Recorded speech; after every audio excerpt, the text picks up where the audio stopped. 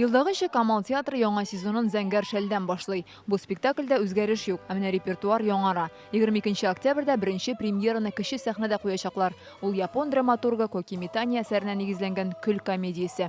Анда катнашалар ике генә актер, Алмаз Бурганов белән Эмиль Талипов. Режиссер Айдар Забаров. Яшь режиссер Айдар Жаббаров тагын бер премьера сәхнәләштерергә әзерләнә. Рәшә Амирхан Ниники декабрьдә Алла бирсә килеп күрерсез. Ноябрь башында зур сәхнәдә булган еллар мөхаҗирләр премьерасы була. Режиссеры Фәрит Бишәнтәев аны куярга 20 ел әзерләндем ди. Ул 20нче йөз башында татар дөньясындагы тарихи вакыйгаларга нигезләнгән. Әсәрнең күләме кытычкыч зур.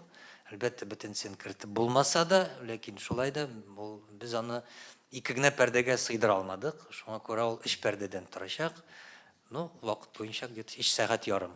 Яшьләргә дә урын бирәләр. Рамил Гәрәев Татар трип дип исемләнгән спектакль тәкъдим итә. Бурятия режиссеры Сайжин Жамбалова да Камал театрында премьера әзерли. Камаллылар быел Санкт-Петербургка фестивальгә һәм Уфага гастрольләргә барырга җыена. Ә сезон азагында булачак Нәүрүз театр фестиваленә Кавказ халыклары театрларын чакыралар. Камал театрында узачак барлык тамашаларга да билетларны Пушкин картасы белән түләү мөмкинлеге бар. Ата-аналарга бигрәк тә мин игътибар итәр идем, балаларына 14 яшь тулганнарга, паспорт алганнарга Пушкин картасын ясасыннар иде. Безнең һәрбер спектакльдә без һәрбер чарабыз театрда үтәме, ул Шәрык клубында үтәме, алар барысы да аккредитация алган. 117нче сезонда Ринат Таҗетдин, Равил Шәрәфиев, Фирая Акбарова, Гөлсем Исәнгулова, Зөлфирә Зарипова һәм башка актерларның юбилей тамашалары булачак.